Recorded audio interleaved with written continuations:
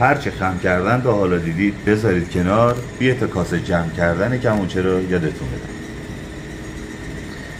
کاسه کمونچه ها چندین مدلن. یه تیکه ها، حالا بحث یه تیکه ها رو بذاریم کنار، میخوایم جمع کردن کاسه های ترکیبی بگیم. پله‌ای ها، کاسه گرد ها.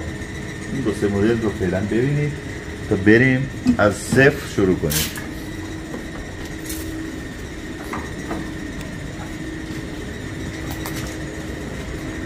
برای ساخت کاسه کمونچه ما یک قامه اول میبریم و حالا کاسه های سوپرانو، کاسه متوسط، کوچیک، 3/4، بزرگ، طول 30 سانت و حالا عرضش مهم نیست، ضخامت 3.5 سانت حداقل برای 24 درک. ما این قامه رو با اون اره‌ای که اونجاست، اره خاتم بری، برش میزنیم به ابعاد این ترکه ها، یعنی مثلا بشه 30 سانت در حداقل 6.5-7 میلیمتر ضخامت و 3.5 سانت عرض کار.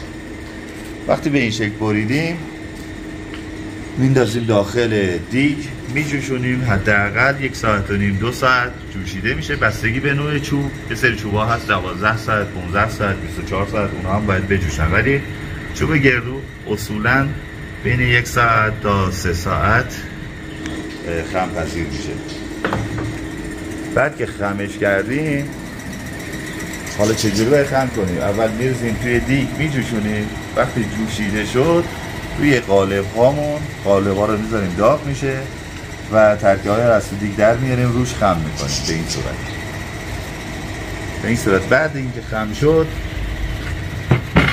جداشون میکنیم، میذاریم خوش بشن. تموم که شد به این صورت در میاد. و ما یک سری فیکسچرهای مختلف داریم، از فیکسچرهای یک تکه، نصفه، حالا یک تکه من اینجا ندارم، به صورت گویه، نصفه و 4 ربع. 4 ربع که 4 تا ربع کاسه درست میکنه و وصل میشن به هم دیگه، میشن یک کاسه. نصفه هم که 2 تا نصفه درست میکنه. میاد بحث شیرین سنباده زدن. ترکیب کمونچه برای کاسه گردها باید به این صورت در بیاد. یعنی وقتی شما بذارید روی این که همچین چیزی در میاد، یعنی میاد حدوداً وسط اون. و حالا بستگی داره که چند تک بزنیم، 12، 24، 140 تک، 80 تک و غیره. اینو تا اینجا داشته باشید.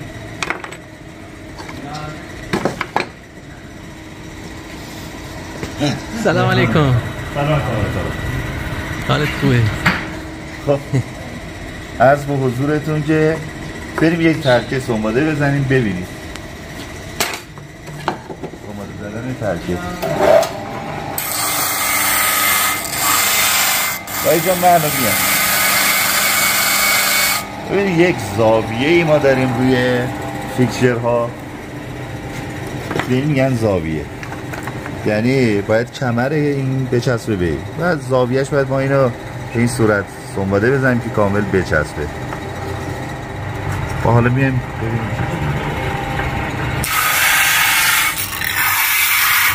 دو طرف کار رو یک سنباده ریزی میزنیم. از بالا اگر بگیرید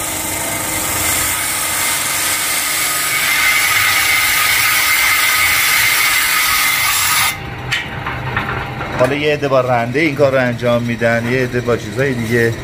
کار نداره، ما به روز کار میکنیم با سنباده صفحه دیسکی. خب ببین الان این کمرش کامل، هر سه تا کمر اینجا، اینور و این طرف توقه چسبیده. بعد میایم با خودکار علامت میزنیم دقیق. اگر کم و زیاد بزنید کاسه شما اصطلاحاً قر در میاد و نمیشه دیگه خراطیش کرد گرد بشه. جایی که در واقع خط کشیدین یه بار با دست نشون میدین جلو دوربین. اینجا نقطه صفر پشت کاسه میشه، اینجا قسمت وسطی میشه که ما اینجا چه خط کشیدیم، وسطش هم مشخص کردیم. اینجا قسمت توقه کاسه. متشکرم. این الان میره برای تراشکاری. بله بریم تراشش بدیم و بیام. متشکرم. اول نقطه صفر، بعد از نقطه صفر شروع میکنیم سنباده زدن دو طرف.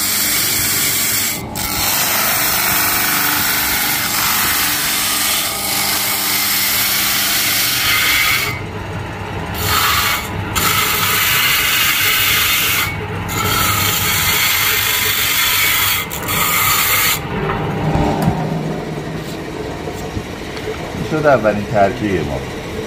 بعد چک میکنیم ما زوایای فیکسچرمون 15 درجه است برای کاسه 24 تک، یعنی روی این زاویه ها باید رو خطای ما کلا این فیکس دقیق در بیاد.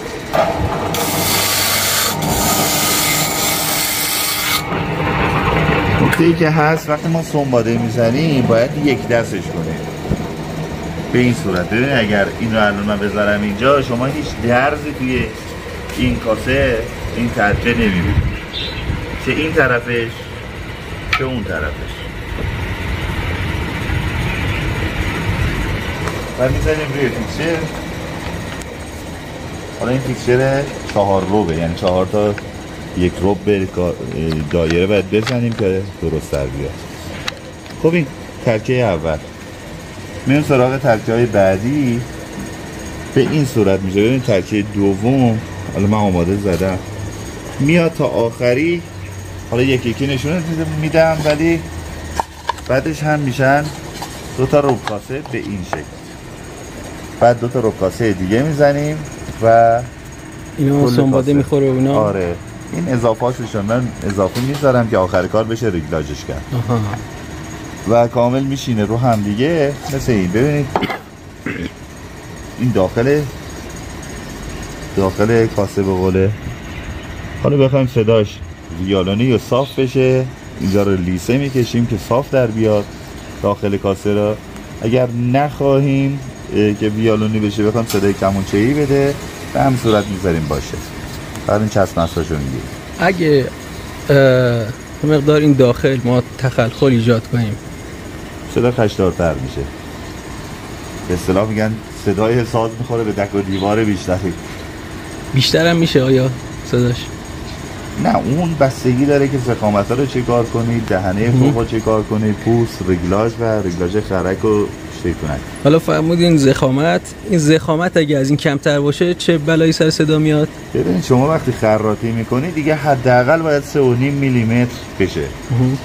و اگر این زخامت الان از این 5.5 من کمتر باشه که من خیلی دقیق خراطی میکنم 5.5 میگیرم. ولی دیگرون باید مثلا 7 بگیرن که وقتی خراطی میکنن اگر غر بود، کج بود، راست بود توش خطاهاش رفت بشه و اون 3.5 رو حداقل بده. متشکرم. حالا اگه کلوفتر باشه صدا بمتر میشه؟ صدا گرفته تر. یعنی خفه اصطلاحاً خفه تر. هر چقدر که نازکتر باشه صدا هرچی نازکتر بشه کاغذی تر میشه. شاید پرتاب صدا بیشتر بشه بعضی وقتا، شاید بعضی وقتا خفه تر بشه. استقامت کاسه میاد پایین، دسته روش فشار میاره 300 کیلو و میترکه یا ترکه ها از هم دیگه باز میشه چون باید یه ضخامتی باشه که این چسب ها نگه دارن هم دیگه رو. بله. بعدش هم توی خراطی میتونن یه عده میتونن قاشقی بزنن و حالا مدل پله‌ای هم برای توی یک ویدیو دیگه توضیح میدم. ولی میتونن قاشقی بزنن، میتونن کاسه گرد بزنن. قاشقی هم که این شکلیه به قوله، برعکس اون پله‌ایایی که زاویه داشت. قاشقی برعکس دیگه رو به داخل ترکیب. این تا اینجا داشته باشیم تا بعد بریم سر وصل کردن نصفه های ربع های کاسه و نصفه ها و خراطی طوق و چسبوندن. خراطی خود کاسه هم میمونه برای بعد از گینا خوش شد. متشکرم.